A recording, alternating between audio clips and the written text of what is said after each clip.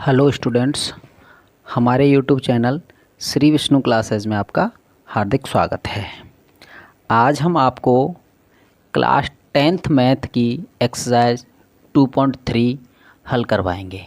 सबसे पहले हम इसका बेसिक कराते हैं, सूत्रों के बारे में जानकारी देते हैं आपको, उसके बाद हल करवाएंगे। चलिए पहले बुक रख देते हैं। चलिए, यदि a1x b1y और c1 इक्वल टू 0 तथा a2x plus b2y plus c2 equal to 0 प्रकार के दो समीकरण हों तो फिर क्या होता है। यदि a1 बटे a2 बराबर नहीं है b1 बटे b2 तो रेखाएं तो प्रच्छेदी होंगी हमारी, केवल एक हल होगा और संगत युग्म होंगे। एक हल कैसे हुआ देखिए, समझिए। क्योंकि क्रॉस लाइन जो होंगी, क्रॉस लाइन उसे एक ही जगह पर काटेंगी, एक जगह पर। तो जितनी जगह पर काटती है रेखा उतना ही उसके हल होते हैं, और जिनके हल होते हैं वे युग्म संगत होते हैं, और जिनके कोई हल नहीं होता है वो युग्म असंगत होते हैं। ध्यान देना। अब ये दो तिरछी रेखाएं हैं, एक दूसरे को कैसी जगह पर काट रही हैं, एक जगह पर काट रही हैं। तो इसका हल कितने हो गए, इसके एक अद्वितीय हल हो गया, क्योंकि एक जगह पर काट रही है। चलिए, अब आता है आपका संपाती रेखाएं।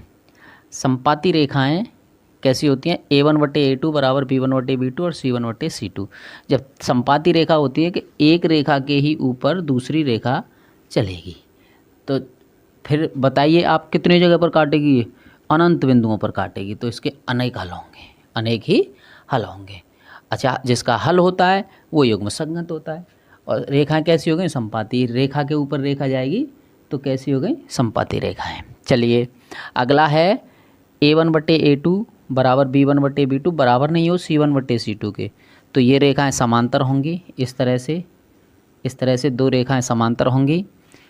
समांतर रेखाएं कभी भी एक दूसरे को नहीं मिलेंगी, किसी जगह पर नहीं काटेंगी, तो ये कोई हल नहीं होगा इसका, और युग्म कैसा होगा? असंगत।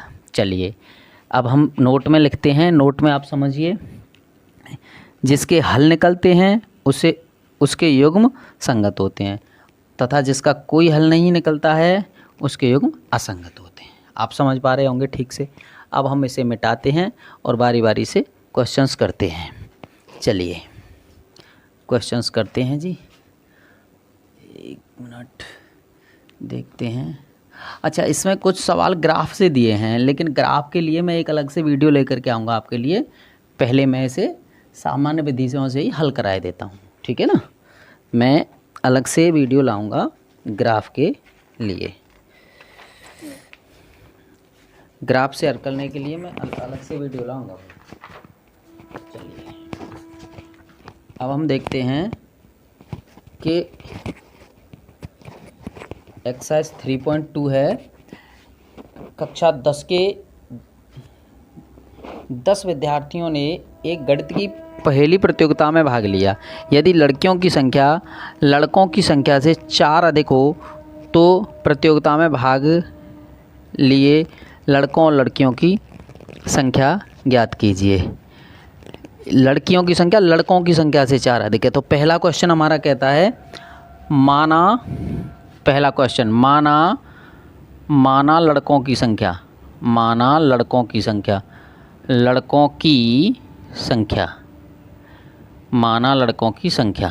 हमने लड़कों की संख्या मान ली x। चलिए साहब, अब लड़कियों की संख्या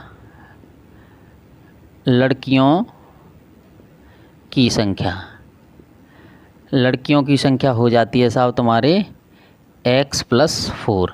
कहने का मतलब वो कह रहा है, शर्त में कह रहा है वो, कि लड़कों की संख्या से 4 ज़्यादा है लड़कियों की संख्या, तो हमने 4 जो है ज़्यादा कर दिया। अब क्या कहता है वो? अब प्रश्नानुसार है साहब, यानी x + 4, यानी लड़के और लड़कियों की संख्या को अगर जोड़ दिया जाए तो पूरे विद्यार्थी हमारे 10 बैठते हैं। तो यहाँ हो जाता है ये 2x + 4 = 10। इसे उधर ले जाएंगे तो 2x = हो गया 10 - 4, x इक्वल टू हो गया 6 2x, और x इक्वल टू हो गया 6/2, और 6/2 को x इक्वल टू हम 3 लिखेंगे 3। तो x यानी कि लड़कों की संख्या कितनी हो गई हमारे पास 3, और लड़कियों की संख्या हो जाएगी 3, यहाँ x की वैल्यू रख दीजिए 3 + 4 = 7। देखिए ग्राफीय विधि के लिए मैं अलग से एक वीडियो लेकर के आऊँगा और उसमें हम इन्हें सीखेंगे, क्योंकि यहाँ मैं ग्राफ नहीं करवा सकता भाई, बोर्ड है, तो उसके लिए अलग से मैं वीडियो लाऊंगा आपके लिए। जितने बार क्वेश्चन हैं उन सब का एक वीडियो ग्राफीय विधि से, ये मैंने सामान्य विधि से करवा दिया, ग्राफीय के लिए भी बोल रहा है वो, लेकिन ग्राफीय से नहीं करवा पा रहे हैं हम यहाँ पे। चलिए अब हम अगला क्वेश्चन पढ़ते हैं जी। 5 पेंसिल और 7 कलमों का मूल्य 50 रुपये, 7 पेंसिल और 5 कलमों का मूल्य 46 रुपये है, तब एक पेंसिल का मूल्य तथा एक कलम का मूल्य ज्ञात कीजिए। 5 और 7 का 50। चलिए पहले क्या दिया है आपको, पेंसिल, माना दूसरा सवाल है जी इसका, पहले का ही सेकंड पार्ट, पहले का सेकंड पार्ट, माना एक पेंसिल का मूल्य, पेंसिल का मूल्य बराबर x रुपये, और एक किसका पूछ रहा है वो, कलम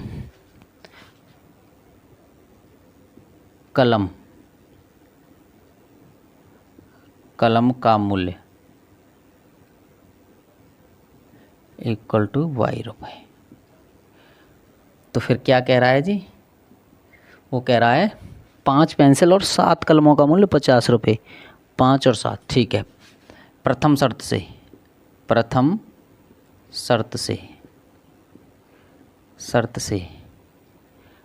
5x यानी 5 पेंसिल और 7 बाई कलम = 50 रुपये, इक्वेशन नंबर फर्स्ट लिख दिया जी। अब दूसरी शर्त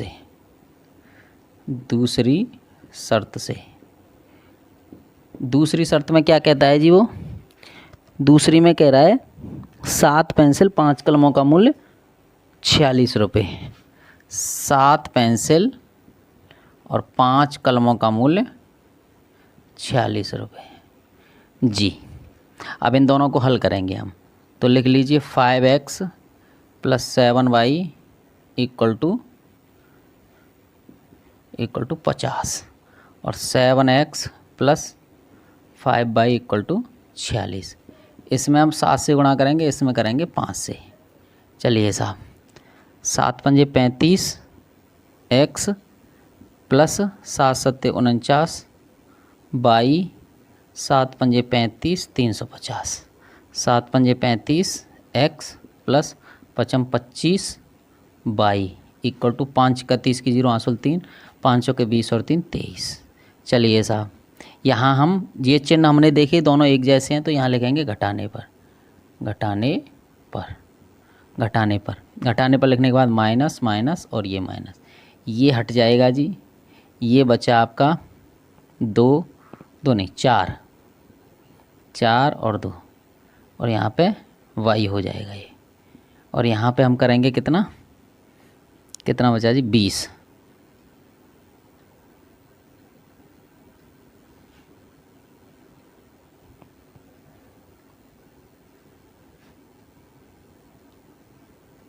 हाँ कितना बचा, यहाँ से 0 और 2 और यहाँ पे ये 1, ठीक साहब। अब y बराबर अगर हम निकालेंगे तो इससे ये कट जाएगा 5 बार, y बराबर 5। अब y का मान यहाँ ले लीजिए आप, y का मान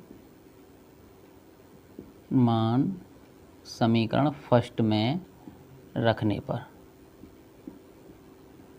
पर चलिए रख देते हैं। यहाँ y का मान समीकरण फर्स्ट में रख देते हैं, ये रहा 5x + 7 × y की जगह पर कितना रखेंगे 5 = 50। कितना बना जी 5x = 50 - 35, और x = कितने हो गए 15, 5x, तो x = कितने हो गए 3, तो एक पेंसिल का मूल्य 3 रुपये और एक कलम का मूल्य 5 रुपये। इधर एक्स और वाई की वैल्यू आपकी आ जाती है। इस तरह से आपका ये दूसरा क्वेश्चन हल होता है। चलिए आगे चलते हैं जी।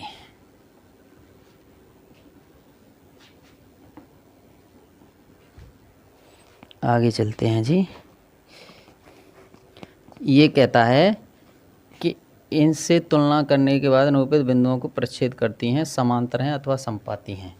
चलिए लिख लेते हैं सबसे पहले। अब ये बारी बारी से इन्हें सबको एक साथ लिख लेते हैं। पहले ये है आपका 5x minus 4y plus 8 equal to 0, और ये है आपका 7x plus 6y minus 9 equal to 0, और ये सेकंड है आपका 9x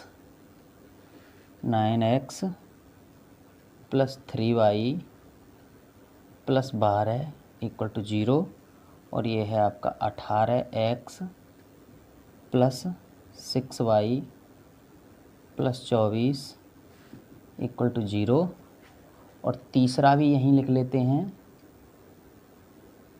तीसरा चलो यहाँ लिख लेते हैं, तीसरा कोई दिक्कत नहीं है, यहाँ लिख लेते हैं। तीसरा यहाँ लिख लीजिए, यानी 6x minus 3y plus 10 equal to 0, और 2x minus y plus 9 equal to 0। चलिए अब इनको हम देखते हैं क्या ये a1/a2 के अकॉर्डिंग सत्य आते हैं या नहीं आते हैं। तो हम इसे लिखेंगे a1/a2 बराबर b1/b2। तो दो ही देख लीजिए बस। तो देखिए 5/7 बराबर नहीं है माइनस के 4/6।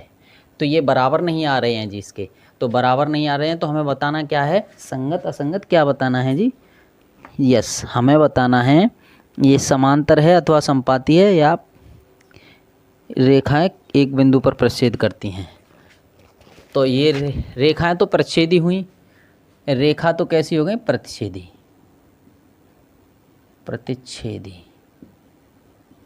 और संगत युग्म हो गया ये, संगत युग्म।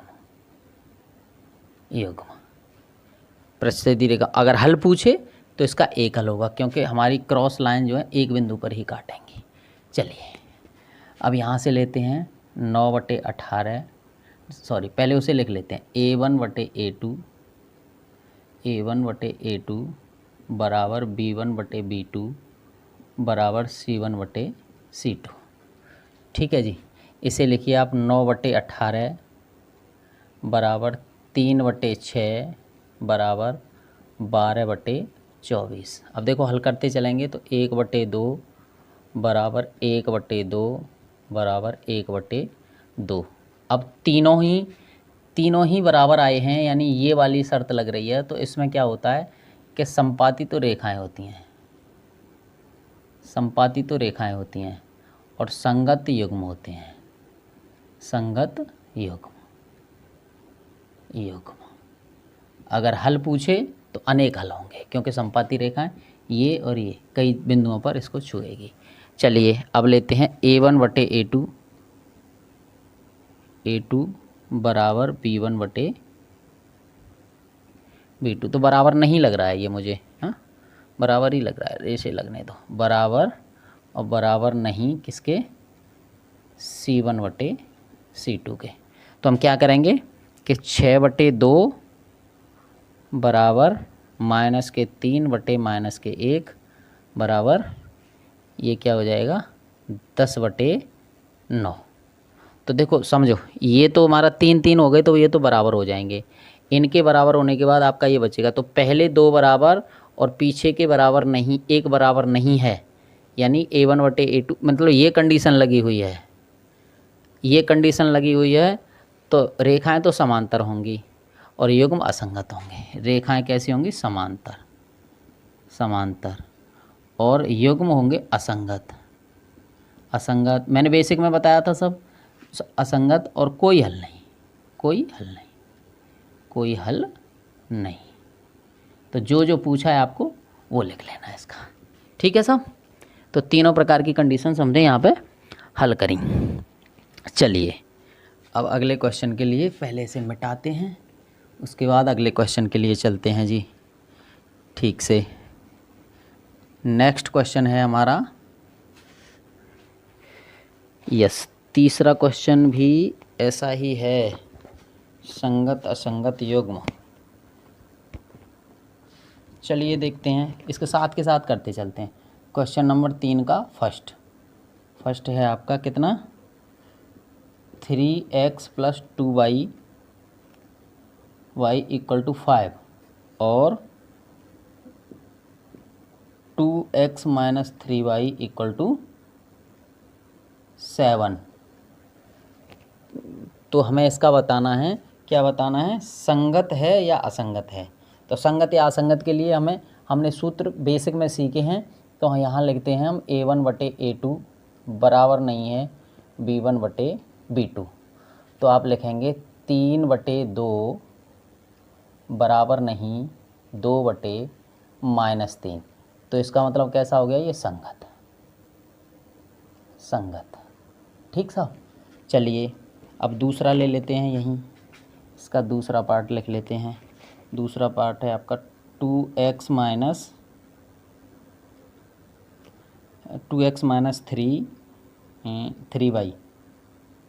3y = 8 और ये है आपका 4x - 6y = 9।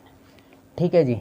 यहाँ पे लिखते हैं हम A1/A2 बराबर B1/B2 बराबर नहीं C1/C2।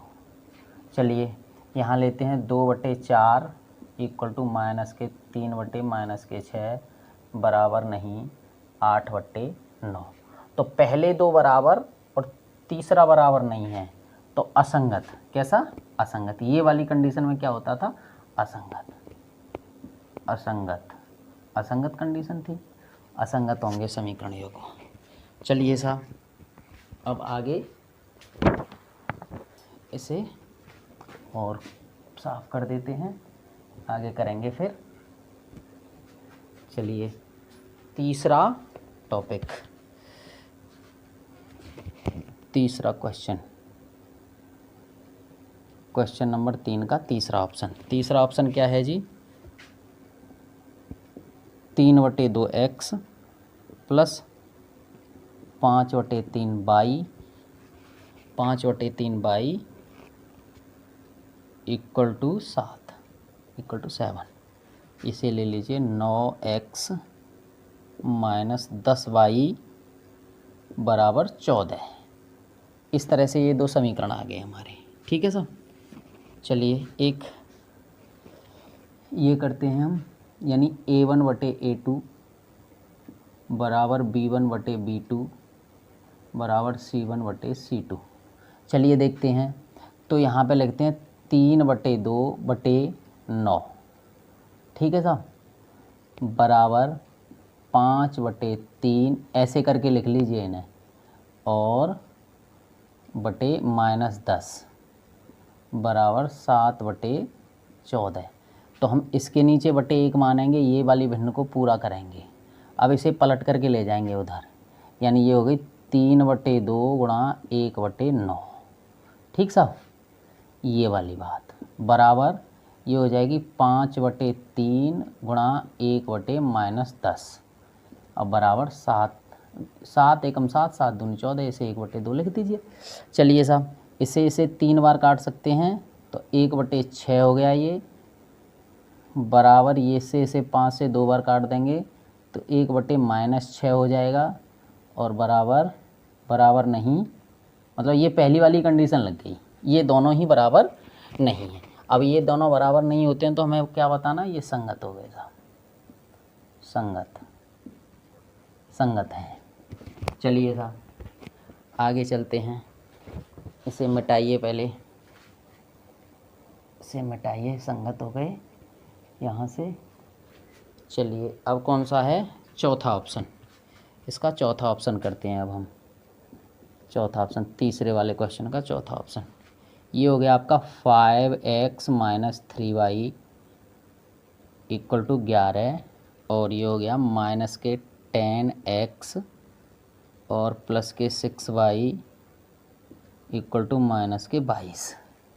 ठीक है साहब, a1/a2 बराबर b1/b2 बराबर c1/c2। चलिए यहाँ से करते हैं 5/-10 और बराबर यहाँ पे -3/6 बराबर 11/-22, ये करते हैं जी। अब इन सबको काटेंगे तो हम माइनस का 1/2 इक्वल टू 1/2, ये भी माइनस का रहेगा, इक्वल टू 1/2, ये भी माइनस का रहेगा। अब तीनों कंडीशंस बराबर हैं तो कैसे हो गए साहब, संगत। संगत, तीनों कंडीशन बराबर हैं, ये रही तीनों बराबर हैं तो कैसे हो गए, संगत। अभी अगला क्वेश्चन, इसे मिटाते हैं पहले, उसके बाद हल करेंगे अगला क्वेश्चन। चलिए मिटाइए। चलिए तीसरे का क्वेश्चन नंबर 3 का 5वां ऑप्शन है शायद ये, हाँ 5वां है जी। 4/3x plus 2y equal to 8, और ये होता है आपका 2x plus 3y equal to 12, 2x plus 3y equal to 12। चलिए ये रख देते हैं बुक्स को पहले। अब हम करते हैं a1/a2 बराबर b1/b2 बराबर c1/c2। अब रख के देखते हैं इनमें, तो 4/3 और गुणा यहाँ पे 2 का कर दीजिए, ये वाली बटे 2 बराबर 2/3 बराबर 8/12। तो 4 से इसे भी काट सकते हैं, 4 दूनी 8 और 4 ती 12, और इसे 2 बार, तो 2/3 बराबर 2/3 बराबर 2/3। अभी के जैसी कंडीशन बनी ये वाली, तो ये कैसे युग्म बनते हैं, संगत। संगत, संगत। इस तरह से तीसरे क्वेश्चन के सभी ऑप्शंस हल हो जाते हैं। चलिए अब आते हैं चौथे क्वेश्चन पर। चौथा क्वेश्चन हल करते हैं जी। चौथे क्वेश्चन में हम देखते हैं, चौथे क्वेश्चन में हम देखेंगे, चलिए फिर अच्छा उसे ग्राफीय विधि से हल करना है। चलो मैं संगत युग्म बता देता हूँ, ग्राफीय विधि तो मैंने आपको बताया है कि मैं लेकर के आऊँगा उसे दोबारा से, अलग से एक वीडियो बना करके ग्राफीय विधि समझाऊँगा मैं आपको। चलिए x plus y equal to 5 और 2x plus 2y equal to 10, और सेकंड यहाँ लिख देता हूँ मैं, ये हो गया x minus y equal to 8 और 3x minus 3y equal to 16, equal to 16। यहाँ 8 हो गई, ये 16 हो गई। चलो ठीक है, चलते हैं। आइए यहाँ करते हैं हम a1/a2 बराबर b1/b2 बराबर c1/c2। चलिए 1/2 बराबर 1/2, a1 की वैल्यू इसके साथ, और 5/10, तो ये हो गया आपका 1/2 बराबर 1/2 बराबर 1/2 हो जाएगा ये। तो तीनों कंडीशन जब बराबर आती हैं तो क्या होता है आपका, संगत युग्म। संगत युग्म, युग्म कैसे हो गए, संगत। आइए इसे लेते हैं a1/a2 बराबर b1/b2 बराबर c1/c2। तो चलिए यहाँ पे 1 हो गया, इसका गुणांक 3 इक्वल टू -1/-3 बराबर 8/16। तो ये तो बनेगा ही नहीं, 1/2 बन जाएगा, ये बन जाएगा आपका 1/3 बराबर 1/3। 3। तो हमारी कंडीशन कौन सी बनी, यानी A1/A2 बराबर B1/B2 और बराबर नहीं C1/C2। अगर बराबर नहीं है तो ये असंगत कहलाता है जी, असंगत युग्म कैसे हैं जी, असंगत। चलिए अब इसे मिटाते हैं, अगला क्वेश्चन, अब इसे मिटा देते हैं, अगला क्वेश्चन देखिए। चलिए साहब अगला क्वेश्चन, चौथे क्वेश्चन नंबर 4 का चौथा ऑप्शन है मेरे ख्याल से, चौथा है यानी तीसरा है, देखते हैं। चौथा है नहीं, तीसरा है जी, तीसरा।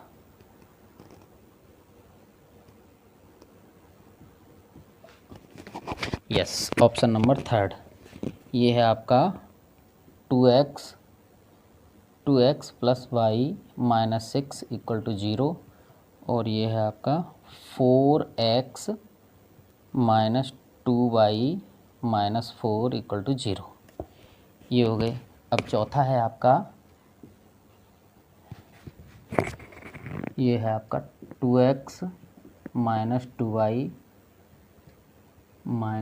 2 = 0, 4x - 4y - 5 = 0। चलिए साहब, अब यहाँ से लेते हैं A1/A2 बराबर B1/B2 बराबर C1/C2। चलिए यहाँ लेते हैं हम 2/4 बराबर 1/-2 बराबर -6/-4। इसका लेते हैं तो देखो इसे 1/2 लिख सकते हैं हम, 1/2 बराबर नहीं 1/2 किसके, माइनस के। तो हमारी कंडीशन कौन सी लगती है कि A1/A2 बराबर नहीं B1/B2। तो बराबर नहीं के लिए कैसा होगा, संगत युग्म।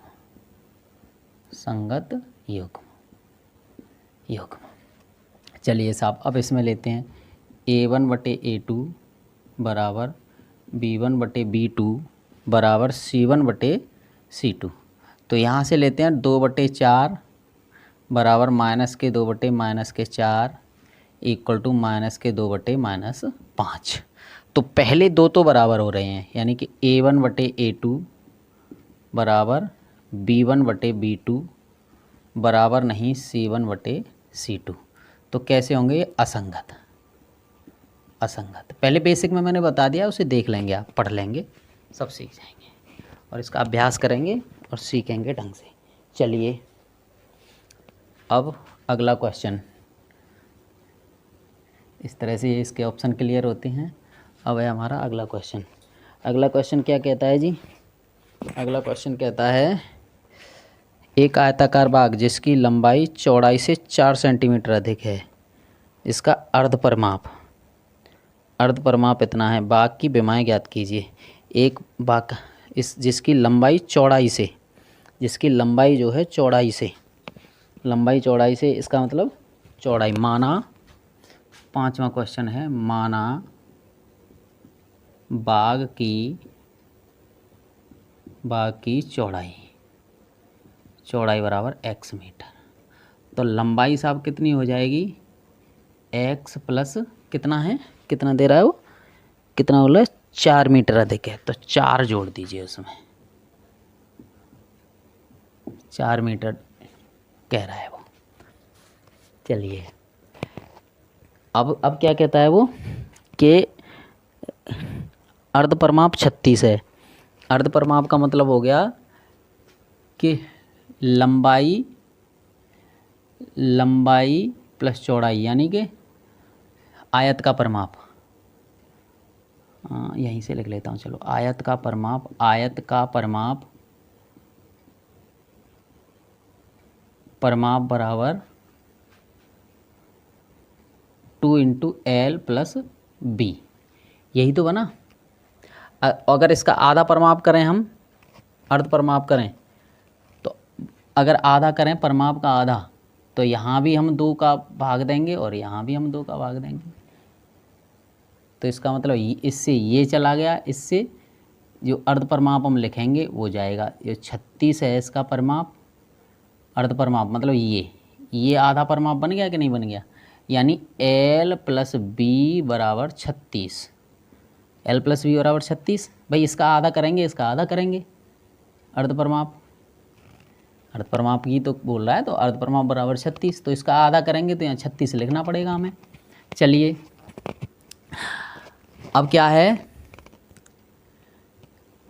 ये हटाइए ये, चलिए L प्लस बी यानी x प्लस 4 बराबर 36, तो ये हो गया 2x इक्वल टू 36 माइनस 4 और 2x इक्वल टू हो गया 32 और x इक्वल टू हो गया 16। तो चौड़ाई तो कितनी होगी 16 मीटर और लंबाई हो गई तुम्हारी 16 प्लस 4 बराबर 20 मीटर। चलिए 20 मीटर हो गई। अब कितना बना ये एक आंसर और लिख लेते हैं, 3.2 का 5वां, 3.2 का 5वां, 3.2 का 5वां, लंबाई 20 चौड़ाई 16। ठीक, चलिए आगे है आपका क्वेश्चन नंबर, देखिए पहले इसे मिटाते हैं, पहले इसे मिटा देते हैं जी, पहले मिटाइए इसे।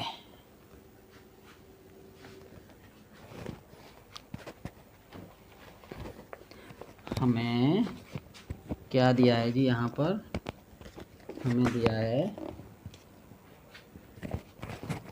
इक्वेशन, हमें दिया है कितना, 6वां क्वेश्चन है, तो 2x plus 3y minus 8 equal to 0। तो इसमें क्या करना है, इन्हें लिखना है प्रच्छेद करती रेखाएं हों। नंबर पहला है प्रतिच्छेद करती रेखाएं हों, प्रतिच्छेद करती रेखाएं हों, ये तो पहला ऑप्शन है। दूसरा ऑप्शन है आपका कितना, दूसरा ऑप्शन क्या है जी, क्या कहता है दूसरे ऑप्शन में, समांतर रेखाएं हों,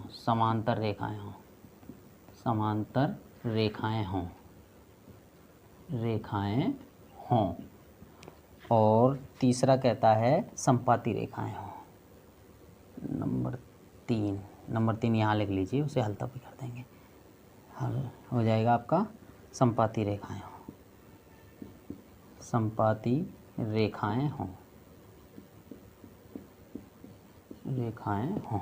चलिए, तो इस समीकरण के अकॉर्डिंग हमें लिखना है कि रेखाएं प्रच्छेद करती हों। प्रच्छेद करती को मतलब कि पहले दो जो है बराबर नहीं होने चाहिए, प्रच्छेदी रेखाओं के लिए पहले दो बराबर नहीं होने चाहिए। तो देखिए ये तो 2x है ही, अब यहाँ पे लिख सकते हैं हम 3x प्लस 4y और माइनस 9 इक्वल टू 0। अब देखो इनमें a1 और a2 लगाओ, तो अब क्या है कि ये जो है a1 बटे a2 बराबर नहीं b1 बटे b2। तो प्रच्छेदी रेखाओं के लिए यही होता है, प्रच्छेदी रेखाओं के। अच्छा, आप समांतर रेखाओं के लिए, समांतर रेखाओं के लिए पहले दो तो बराबर हों लेकिन लास्ट के बराबर नहीं होने चाहिए। तो यहाँ पे लिख सकते हैं हम कि 4x प्लस 6y, अरे इसका दोगुना लिख दिया यहाँ, इसका दोगुना यहाँ लिख दिया, और माइनस 9 इक्वल टू 0, और ये बराबर नहीं है। तो कैसे बने, a1 बटे a2 बराबर b1 बटे b2 बराबर नहीं c1 बटे c2, समांतर के लिए। अब संपाती के लिए कह रहा है, संपाती के लिए क्या होना चाहिए, संपाती के लिए जो है तीनों बराबर होनी चाहिए। तो यहाँ पे लिख देंगे कितना, 6x plus 9y minus 24 equal to 0। देखो 2 तिया 6, 3 तिया 9 और 8 तिया 24, इस तरह से ये बराबर हो जाएंगे। तो ये हो जाएगा आपका a1 बटे a2 बराबर B1/B2 बराबर C1/C2। अच्छा चलिए ये क्वेश्चन कंप्लीट।